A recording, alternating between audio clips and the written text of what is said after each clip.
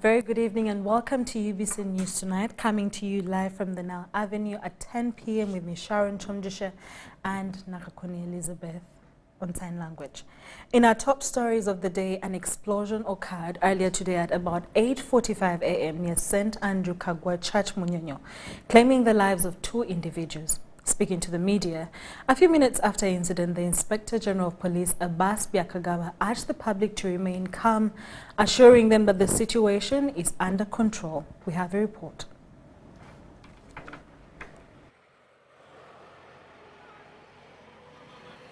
Eyewitnesses report that the explosion happened at about 8:45 in the morning near St. Andrew Kagwa Church at the Munyonyo. Following the blast, residents rushed to the scene where they found 2 bodies, a man and a woman, along with a destroyed motorcycle.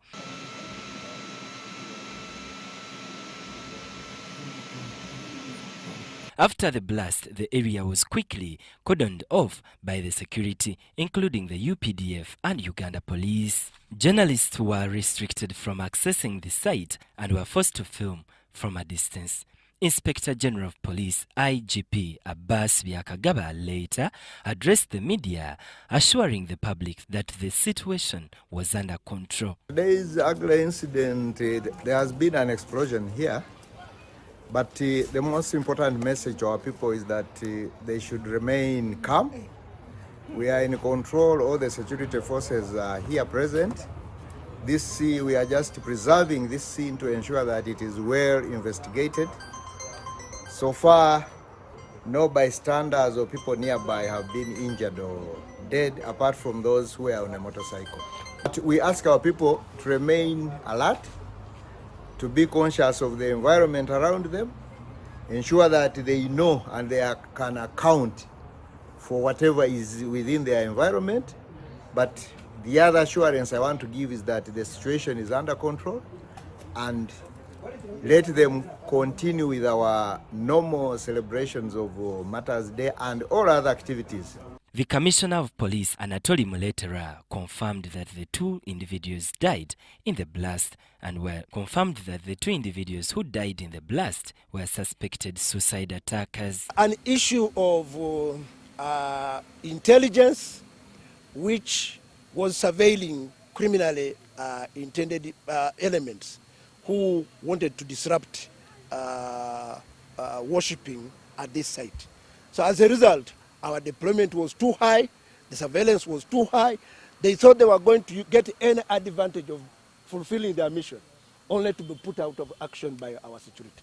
He emphasized that investigations are ongoing and urged members of public to stay alert and report any suspicious activity. To use this opportunity to call upon you, please, let's prevail over this by informing Ugandans to be calm and generally peaceful, because the security is under our control. So all our experts are ascertaining the kind of material that was used, the number of casualties that were involved, what could have been their motive, and even assembling the images of those that could have led to this issue. So that is the professional way of doing it, without which we shall not be able to give you details for sharing with the community. Later in the afternoon, the remains of the deceased were removed from the scene, and the motorcycle that was used in the attempted attack was also taken for further analysis. Benon Mokwaya, Jamil Sekaja, UBC News. Uganda People's Defense Forces has responded to the early morning suicide bomb blast in Munyonyo, a suburb of Kampala. The UPDF Director for Information, Colonel Chris Magezi, says that the terror attempt is linked to the rebels of the Allied Democratic Forces based in the Democratic Republic of Congo. Addressing the media at UPDF offices in Mbuya, Magezi also linked the suicide bomber to the November 2021 blast, relating the 2 as orchestrated by close family members. She was known as Aisha Katushabe, also known as Biarohanga Sumaya, also known as Kabonesa. 3 names, all identifying one person, is the latest information UPDF has shared on the suicide bomber who died in a blast on Tuesday morning. This lady, the suicide bomber, has been in our custody before in 2023. I think it was October, and we interrogated her because she had links to ADF. Intelligence findings show that her husband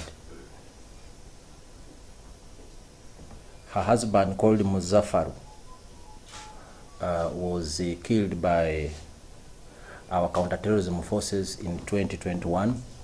He was among the group who wanted to bomb the funeral and munas of the late Deputy Inspector General of Police, Paulo Kechi. She is also believed to be a daughter to the suicide bomber who blew himself at Central Police Station in November 2021. In relation to today's event, intelligence was aware that the ADF was planning to attack worshippers and pilgrims on this day. In fact, 2 days ago, we arrested a suspect who is in custody right now, and he gave us very useful information. We found him with laptops and several rounds of ammunition, and the interrogations are still taking place. He also commented on the motorcycle rider with whom she was traveling and died alongside her at Munyonyo. From what we have gathered, the motorcycle is registered in the names of Musana Yusuf. We are yet to establish whether the rider was Musana Yusuf or somebody else, and what links they have or they could have with the terrorist. About the safety of Ugandans, Magezi allays fears with a call for public vigilance. We have been saying this already in the past. We live in a very volatile Great Lakes region. We know that Eastern Congo is a hotbed of many violent armed groups, including the Allied Democratic Forces, which has conducted attacks against Ugandans for many years now, most recently in 2021. And we have always been appealing to the general public to be vigilant, report any suspicious individuals or objects or activities to the security forces so that intervention measures are undertaken in time. Magezi also took time to explain the recent attacks by UPDF officers on police installations, including the latest one in Wakiso. So these misunderstandings at lower levels cannot be used to say that there is a breakup in the working relations. Far from it. So those incidents you mentioned, Lubowa, were reviewed and actions were taken. The incident in Wakiso yesterday involved another force, the Land Protection Unit led by Brigadier Luchamuzi. I'm told it is a land wrangle in Wakiso involving two brothers, two capable brothers who have been leveraging their networks. The last time Uganda experienced terror attacks was in November 2021. Two suicide bombers blew themselves at Central Police Station and Parliament Avenue in Kampala, killing some, injuring many, and destroying property. Henry Okrut, UBC. Thank you so much, Henry Okurud, for that story. President Yoweri Museveni has reiterated the call for Ugandans to stop mixing politics with denomination sections. According to the president, tribal and sectarian markets can't guarantee prosperity. The president, accompanied by First Lady Janet Kataha Museveni, was attending Matters Day celebrations at the Anglican site in Namongo. And of course, thousands of pilgrims across the globe gathered to celebrate the martyrs who were murdered 140 years ago.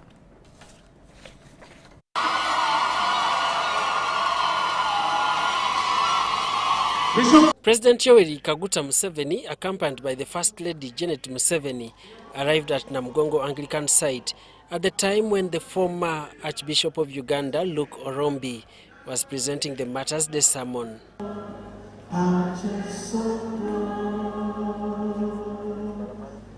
In his address, the president shared his historical experience on denominational and government issues, the national resistance movement through the famous historical missions and ideological principles ended the long-lasting syndrome of beggars and idlers.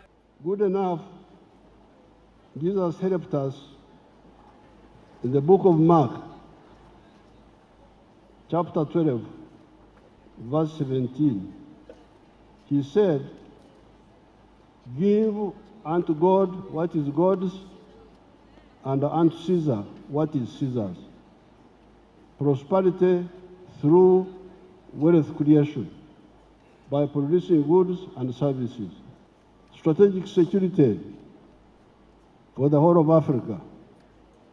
And number 3, using the undugu of Africa to achieve the two."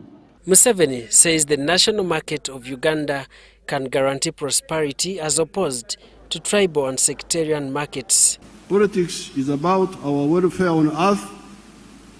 Denominations and religion are about spirituality here on earth and life after.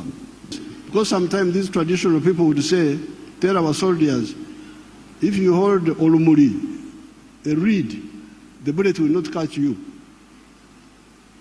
Because that is Omsambwa. We would say, no, please. You stand there and we shoot you and we see. So, would unite them around science. The president has asked that the national budget annually caters for the preparations of the Namongo Matters celebrations. When the Muslims are ready, we shall also support them, because I'm told some Muslim followers were also killed by Mwanga. In his sermon, retired Archbishop Henry Luke Orombi decried how money and fame has enslaved most people and destroyed the conscience of the nation. Associate with people of low position. The peasants who make our ordinary voters, the low-income workers, the pedestrians that walk up and down the streets. Daniel Mugoya, UBC News.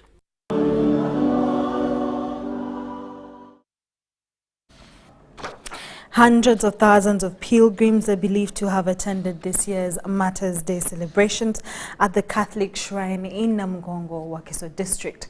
The site celebrations were graced by the Vice President of Uganda, retired Major Jessica Lupo, who represented the President of Uganda in a delivered message where Museveni reiterated government commitment towards the annual Matters Day celebrations. Joy-filled in Namongo Catholic Matters shrines as hundreds of thousands gathered to celebrate this year's Matters Day. At the Catholic Shrine, the host Diocese of Lugazi sent an invitation to the President of Uganda, Yoweri Kaguta Museveni, to grace over the event. At 9 a.m., the Vice President of Uganda, retired Major Jessica Lupo, made a grand entry to the shrines. Shortly after the liturgy led by the Right Reverend Christopher Kakoza, Bishop of Lugazi Diocese, Vice President Jessica Lupo delivered the President his message. Coming to religious harmony I like to quote the Church of Uganda prayer book on page 207. And it says, "Let your light so shine before men that they see your good deeds and praise your Father in heaven." The President's message highlighted the need to preach a unifying gospel. Your Excellency, therefore, our constant advice to Ugandans is never to mix politics with denominational loyalties. Museveni further reaffirmed government's commitment towards supporting the Matters Day celebrations. This year, the government gave the Catholics 2 billion, the Protestants 2 billion, and the Muslims 200 million for this occasion.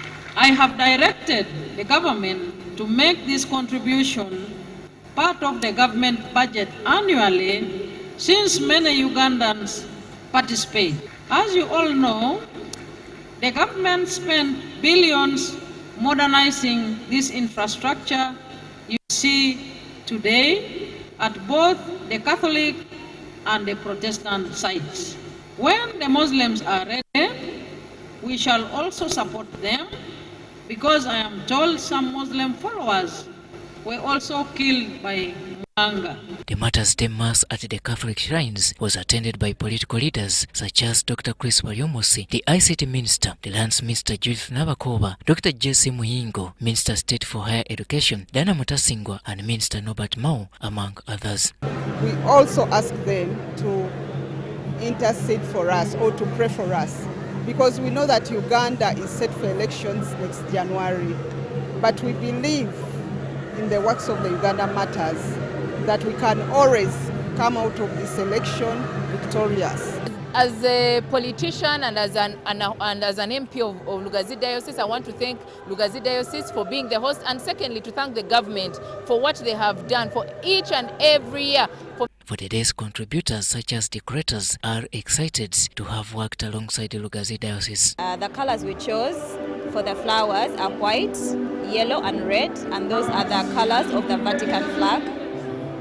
Predominantly red because of the blood of the Uganda Matters, and then a lot of white and yellow. Regarding the preparations, we actually started last year in 2024, around this time.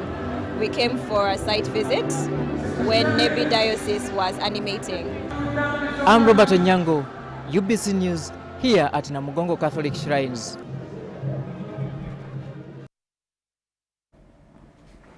In more news, the Archbishop of the Church of Uganda, Dr. Stephen Kazimba Mugalu, appealed to government for financial help to construct a perimeter wall around the site and 50-room hotels for pilgrims and tourists. This was during the Matters Day service at the Anglican Shrine, where the 25 martyrs were burnt 140 years ago, where the service was also led by the dioceses from northern Uganda cluster of Madi and West Nile, Lango, West Lango, Kitgum, Nebi and Acholi.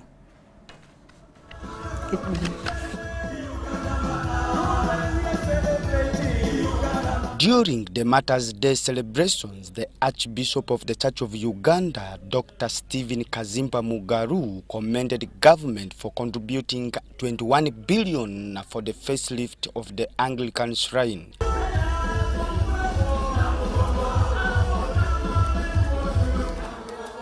He, however, appealed to government for more support for the construction of a perimeter wall around the shrine and construction of 50-room hotel for tourists and pilgrims.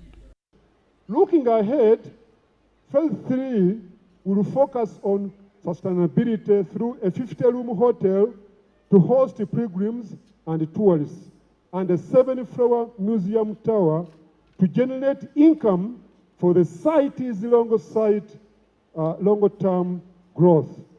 The Archbishop decried health service crisis in the country, and he urged the government to establish health insurance for the citizens.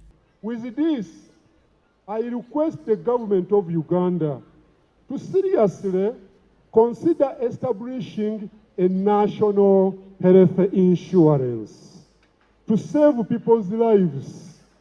One would say that this is impossible because of financial issues, but where there is a will, there is a way. He also decried the increasing cases of drug abuse and alcohol use that leads to crimes and domestic violence. Kazimba called on Ugandans to desist from the politics of violence and unite ahead of 2026 general elections. As we draw near to transitions in different political, administrative offices at all levels, I call upon all Ugandans to keep peace for yourself and others. Peace begins from your heart and then to the people around you. Voters, make sure you are eligible to vote and go to vote. The chairperson of the organizing committee for the Matters Day, Minister of Health, Jenny Ruth Acheng, reiterated the urgency of a perimeter wall. Your Excellency, I want to add my voice to thank you for the great work that has been done in this site by government. We are comfortable. However, there are still areas of great concern that need to be addressed, including completion of the buildings, the perimeter fence, a treatment plant for the holy water, so that it is safe for the people. The service was led by the dioceses from northern Uganda cluster of Madi and West Nile, Lango, West Lango, Kitigum, Nebi and Acholi. This year's Matters Day celebrations at Anglican Church were marked under the theme, imitating God's goodness by doing good. But the question is, as we celebrate the matters, are you doing good to others? Philip Aguta for UBC News in Namongo. The Archbishop of Kampala Archdiocese, His Grace Paul Semwogerere, has said Uganda needs to ensure that the coming elections bring leadership that not measured by power but by service. This was during his year's Matters Day in Namongo, and the Archbishop prayed that Uganda Matters intercede for Uganda and its leaders and for all who seek to follow Christ.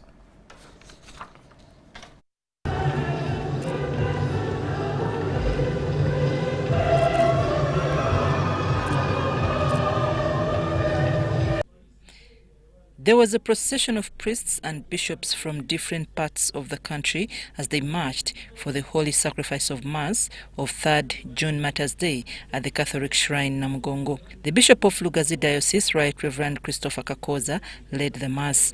Bishop Kakoza told pilgrims that a pilgrimage is a journey of faith and urged the Christians to have that faith of a mustard seed that made martyrs gave their lives and died for Christ. Through challenges, trusting God's promises, this hope calls us to transcend worldly attachment.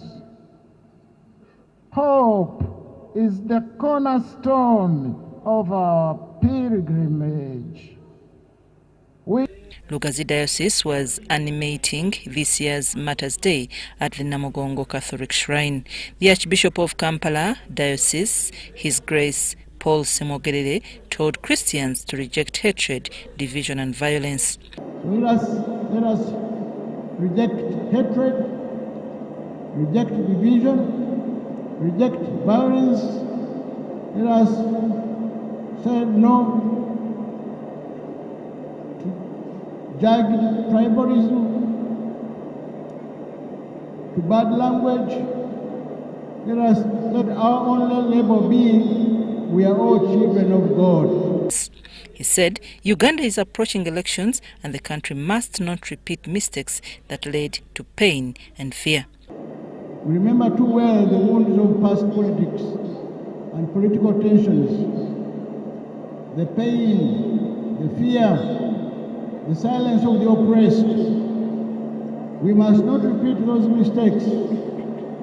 Let us build a nation where political competition does not become enmity, where elections do not provoke unrest. Bishop Joseph Anthony Ziwa said, let the people continue to pray to God and ask Uganda Matters to intercede for the people of Uganda and to be agents of justice and peace. And they continue to work like the Uganda Matters, be true witnesses of Christ wherever we are. I would like this greeting of peace to resound in your hearts, in your families, among all people, wherever they may be, in every nation and throughout the world. I'm Nafka Farida and Juman Samba in Namongo.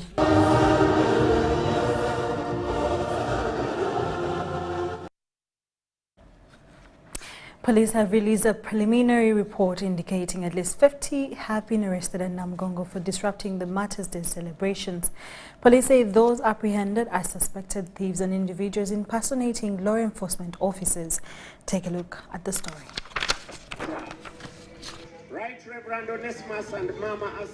The visibility of security personnel at the Namongo Matters Shrine was to deter unscrupulous individuals who exploit crowds.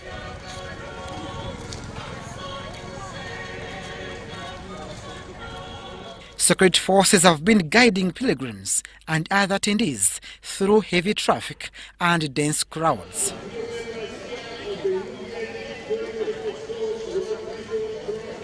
Police confirmed several arrests, particularly of phone snatchers.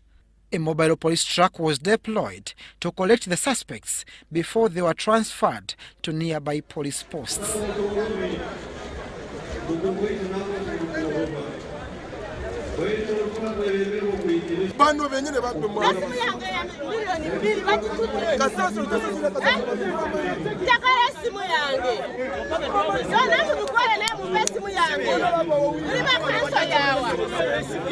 Among the suspects, we have over 40. We have those that have been arrested on allegations of theft. We have those that have been arrested on allegations of we have one that was arrested on allegation of attempted rape. The phones, about 20 have been recovered. However, we have not yet gotten the owners of these phones, and we are still investigating these many other cases. The Police Child and Family Protection Unit registered at least 20 abandoned children and 2 adult males searching for their relatives. We have 20 children, that is 6 males, and the girls are 14. Then we have some adults who have been moving around and they've gotten their families, they've lost their families within the crowd. So we also have them. So if you have an adult who is missing, please come and check on us. You have children who are missing, please come and check on us. Of course, we are still working on reuniting these children to their parents because that exercise has been ongoing. Other cases reported to police include lost bags, documents, and other personal belongings. Investigations are ongoing to recover some of the missing items. Bags, documents like IDs and land titles. And these land titles and other documents were in the bags that were stolen. And we are still investigating these many other cases. Security will release a detailed report following the Matters Day celebrations. Meanwhile, pilgrims urged to maintain coordination with the teams they traveled with. Abdul Nasili Lubwama and Rogers Komagum for UBC. As Uganda commemorates Matters Day, children have been urged to offer selfless sacrifices and unwavering faith to continue inspiring more generations to come, reflecting from Chizito Mto. A senior and educationist at Kalubako, Miriam Irene, says as the young saints were enthusiastically portraying the bravery and devotion to the faith.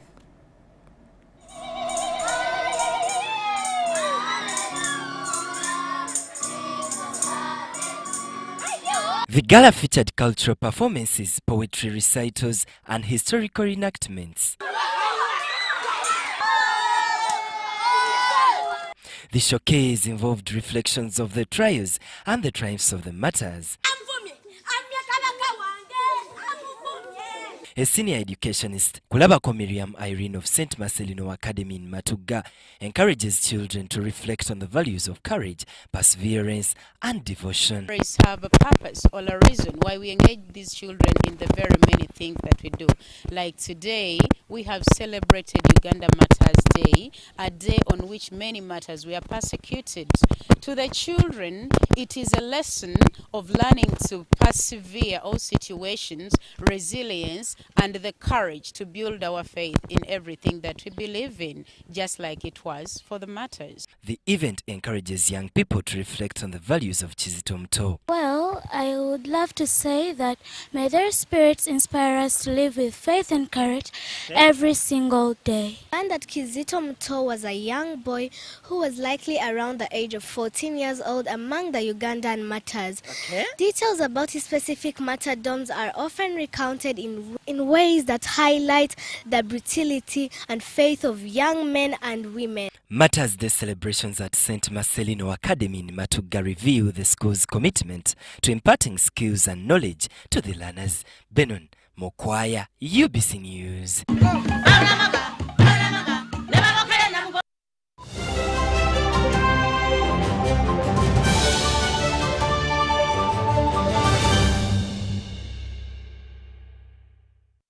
Here's your chance to win school fees for your child for a whole year. Just pay school fees using Momo.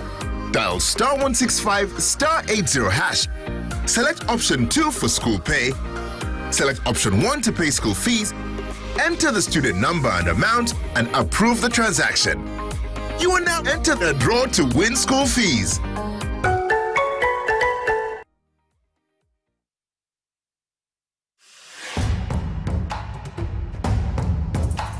I got to learn about the Powerball through the website www.nationallottery.go.ug. Played Powerball tickets worth 5,000, used an option of Quick Pick, and that's how I was able to be the lucky one to win 35 million. I checked my tickets online and I found out that I had winning numbers. The feeling was incredible and full of excitement. I would advise everyone who is 18 and above that whatever you're seeing here exemplifies reality. And I want to take this opportunity to thank Uganda National Lottery for bringing us this opportunity to win millions. Uganda National Lottery. Dream, play, win. Are you a woman with a small-scale business with a dream of growing it to another level? The GROW Project is here to support you in realizing your dream. The GROW Project is a government initiative implemented by the Ministry of Gender, Labour and Social Development and Private Sector Foundation Uganda with support from the World Bank.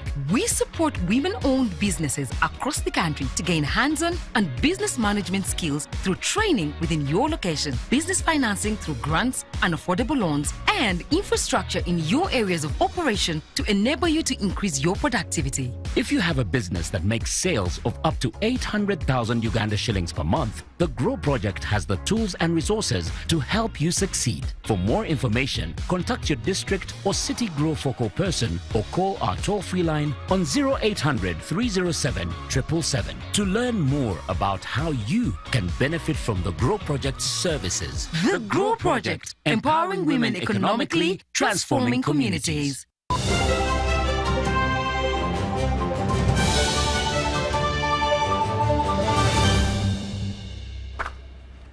You're still watching UBC News Now. The founder, Divine Peace Temple Ministries Prophetess Victory Nabase has encouraged the faithful to remain inspired as they remain united. This was contained in her sermon as they celebrated 29 years of worship and service to Sembabule community.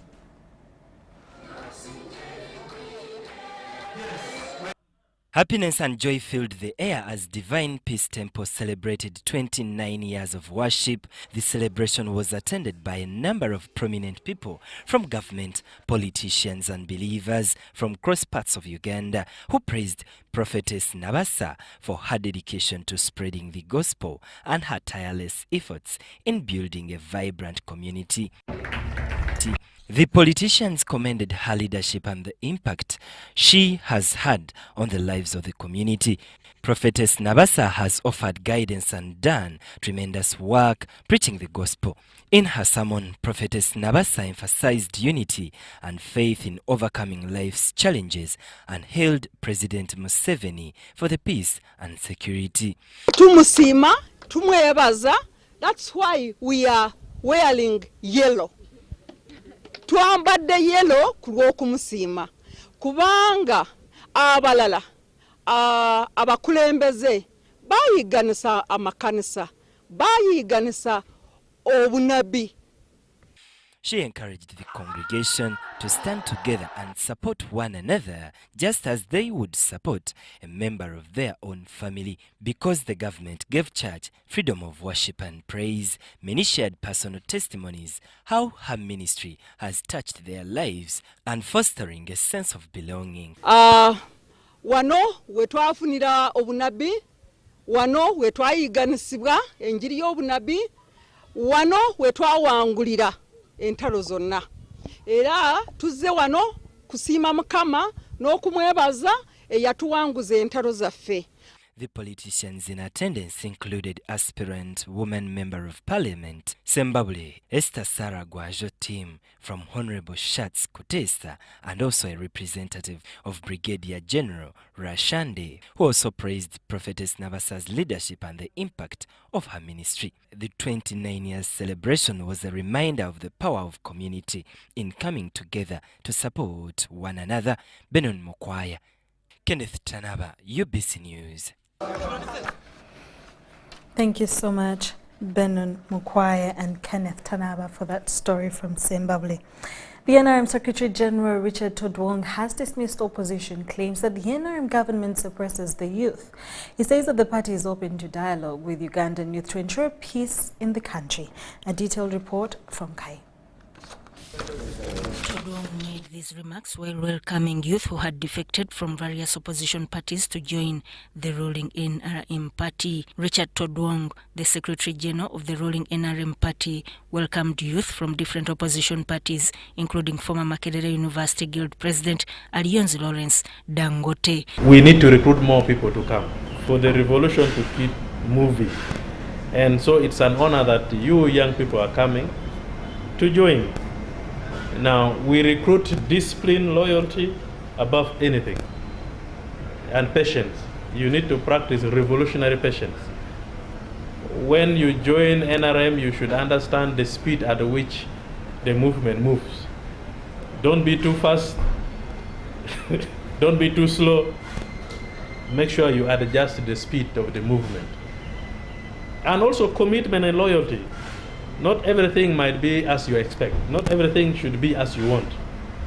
But that revolutionary discipline, that you keep hoping for the best, you keep contributing for the best, is what makes the movement move. Speaking at the event, Todwong emphasized that their focus is not on fighting opposition parties, but on ensuring that NRM continues to deliver services to the people. Our core principles are not to fight opposition. Oppositions are not our enemies. Those are comrades in the struggle to liberate Uganda from backwardness, illiteracy, poverty. Now, those are the things we should all face. That we need to make sure all young people are educated, all young people are sensitized, all young people are healthy, all young people are in productive sectors. Todwong urged them to engage in strengthening the party using modern tools like technology and social media. Alliance Lawrence Dangote, who led the group of youth defecting from NUP to NRM, explained why he decided to join the ruling party. He assured Ugandans that his move is a call for political transformation. Hussein Ibra, another leader who helped mobilize these youth to join NRM, also commented on the significance of this development for their party. NRM, the movement is it's an ongoing revolution. There is a gap between the old guard or the old generation and the new one. Our forefathers that we respected so much, who went to the bush and fought to liberate this country. The NRM has an agenda. The NRM is well-rooted in an ideology and the 4 pillars that guide the direction of the party. Sudat Kaye, UBC News. The Ministry of Education and Sports has embarked on the sensitization of education health professionals on the new TVET CT of 2025 towards the forthcoming health professionals assessments.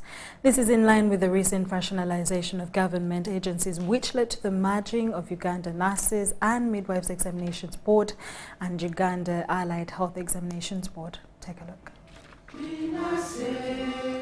The rationalization of health professionals assessment bodies under the Ministry of Education and Sports was actualized through the enactment of the TVET Act 2025, which established the Uganda Health Professionals Assessment Board. The new board merges the functions of the Uganda Nurses and Midwives Examinations Board and the Uganda Allied Health Examinations Board. We now have one administration for all the health professionals around this level.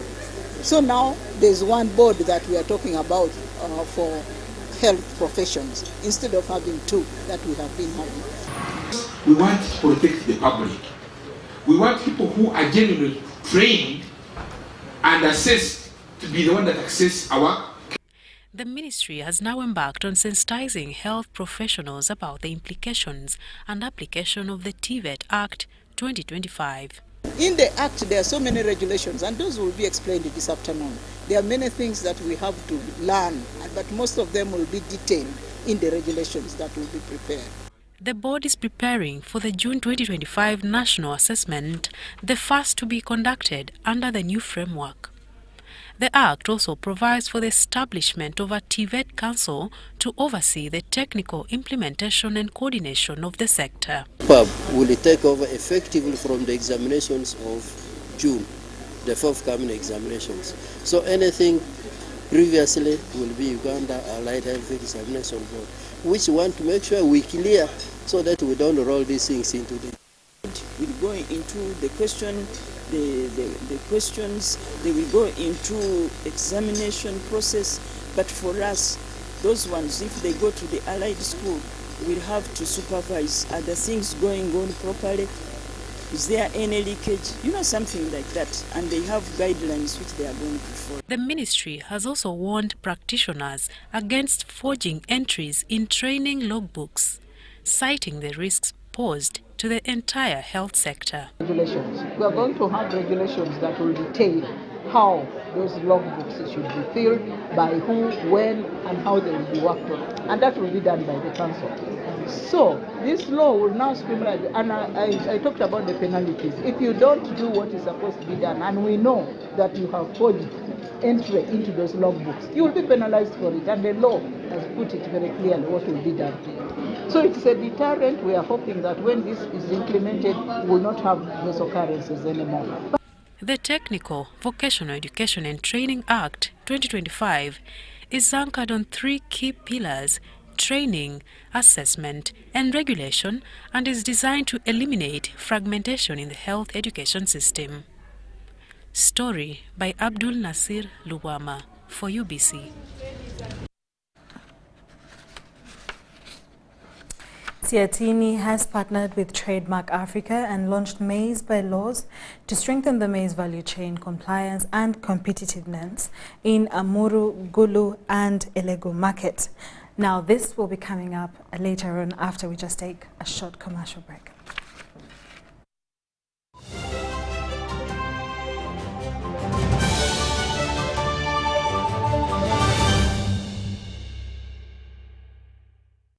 Here's your chance to win school fees for your child for a whole year. Just pay school fees using Momo.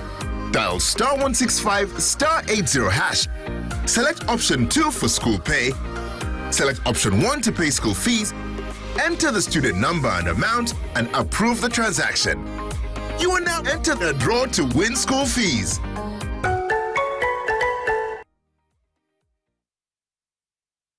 This is a short story about you. No, I don't mean that this is you. No, this is not you. This is me. Of course, this can't be you. This can't be you because you think these things of touring Uganda are for rich people. You think these touring things are for people celebrating anniversaries. This can't be you. Because you think to enjoy wildlife, you have to first put in a leave request at work. Chimpanzees are just a 30 minutes boat ride from Entebbe. And you get a chance to feed name a chimpanzee or even adopt a chimpanzee. You can even actually use this as a rehearsal to see if you can really provide food for another living thing. God gave us a beautiful country on a budget. We don't have to fly there, we are already here. This is ours, uniquely ours.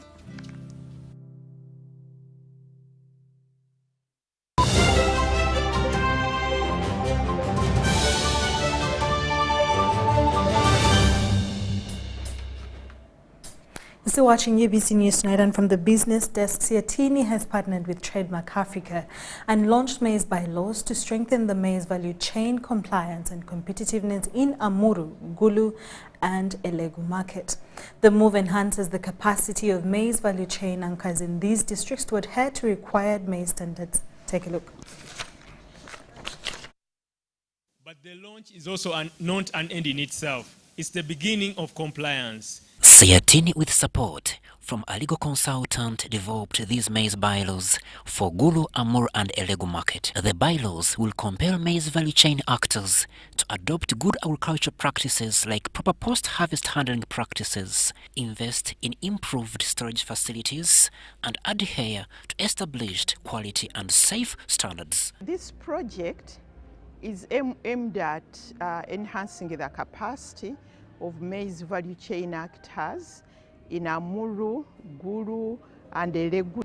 This project is being implemented in collaboration with Trademark Africa with support from the UK government. Maize production and marketability in Gulu and Amuru districts is hampered by farmers' inability to meet set standards as a result of poor quality of maize grain. This project is coming at an opportune time.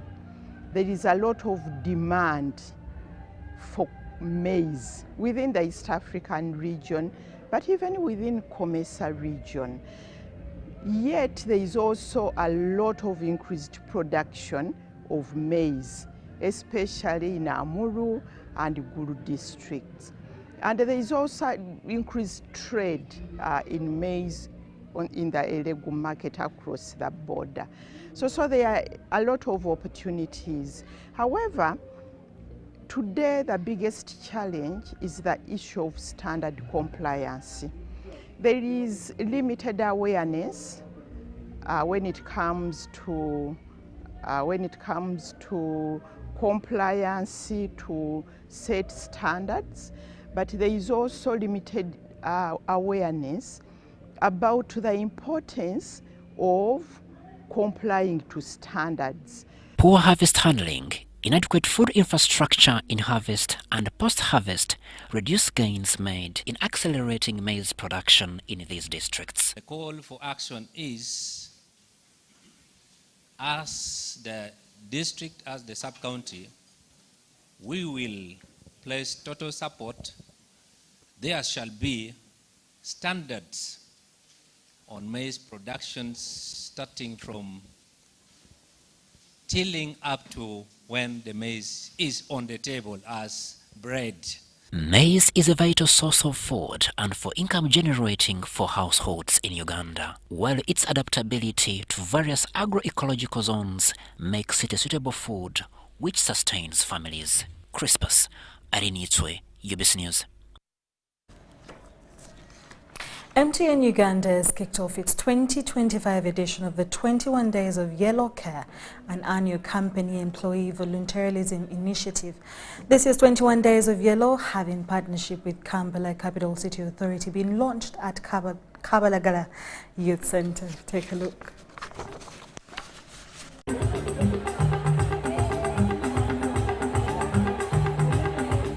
Running under the theme Connecting Other Roots, Connecting Communities through Digital Tools, the 21 Days of Yellow Care campaign will continue until June 21st, 2025. We've also planted 100 trees, which were donated to us by Roofings. We're very grateful to that.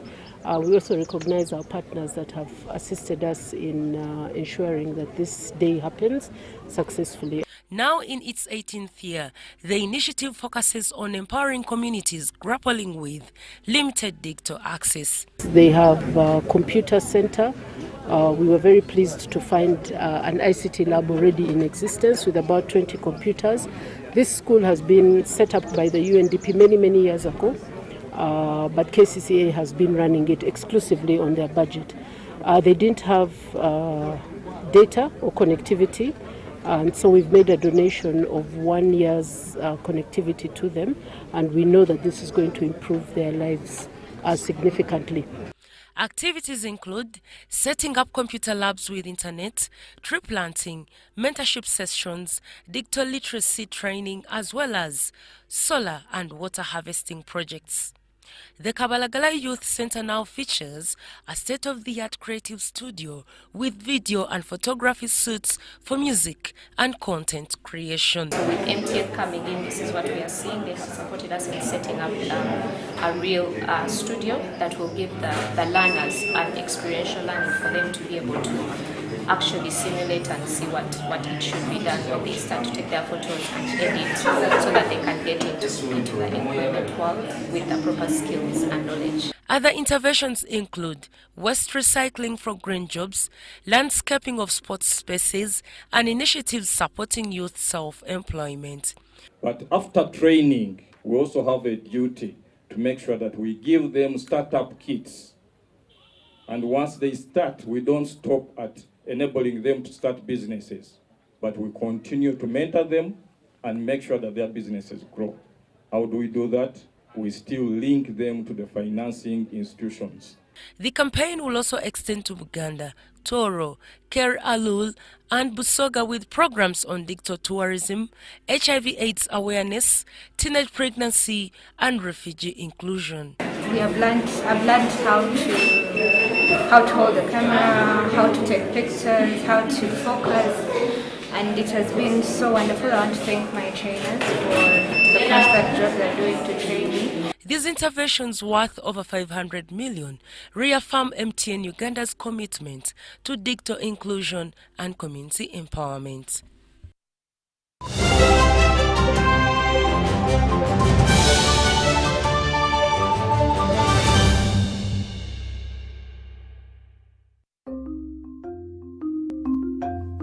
Agriculture is Uganda's economic backbone, employing about 70% of the working population and contributing 20% of the GDP. As the world becomes a digital global village, ICT has proven to increase productivity in the agricultural value chain. UPDF, through its Strategic Plan 3, recognizes the importance of access and usage of ICT-based tools, information and knowledge for farmers by providing them the needed skills to live, learn, work and participate in a digital society. We came up with a project which we took to UPDF, and we're happy that UPDF supported it. That project is called ICT for Farmers. What did we get from ICT for Farmers? We managed to skill up to 100,000 farmers.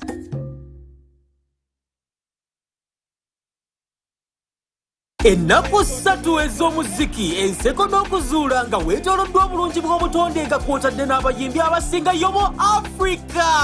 Sina ate onyumirwa obulamu mu kujaguza obuwangwa bwa Africa obujjuvu ng'obutonde bwe bukuzza obujja. Tukwaniriza mu Milege. Jaguza nga bw'onyumirwa obulamu, omuziki, sinema, ebyokulya, engero n'emboozi. Milege World Music Festival 2025 okuva nga 6 paka nga 8 mu mwezi gw'omukaaga ku Botanical Gardens Entebbe. Okugula tiketi nyiga *165 *2 londako Milege World Music Festival 2025 ogoberere endagiriro. Oba kuba ku noti 752833 oba tukyalire ku website yaffe www.milege.org. Biwagiddwa Entebbe Municipal Council, Uganda Wildlife Education Center, Uganda Wildlife Authority, Civil Aviation Authority, Uganda Tourism Board, Rock Telcom, Ovidian Uganda, 106.5 Energy Radio, Protea Hotel Entebbe, and UBC.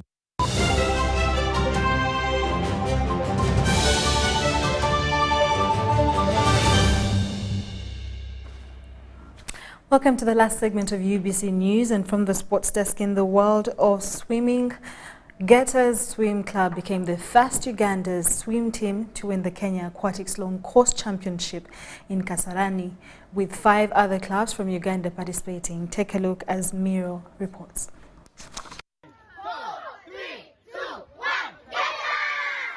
Getta's Swim Club was among the 5 teams that represented Uganda at the 3-day Kenya Long Course Swimming Nationals, where they emerged victors in Kasarani.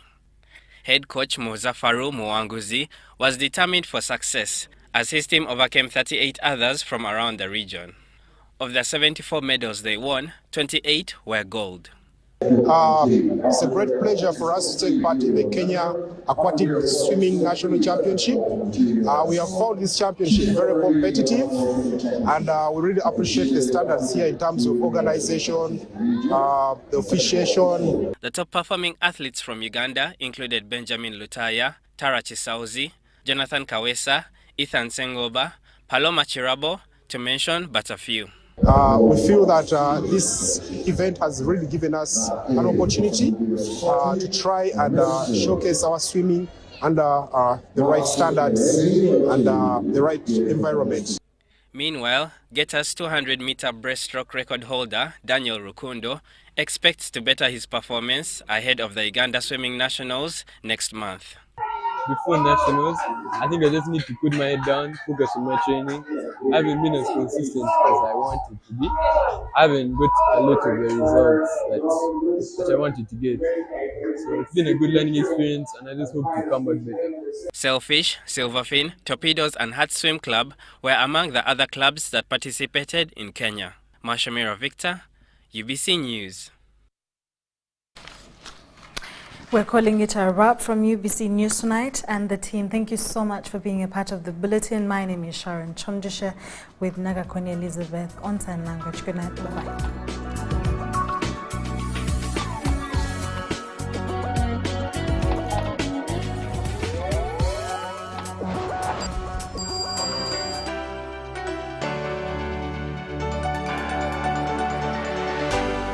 UBC, inspiring Uganda.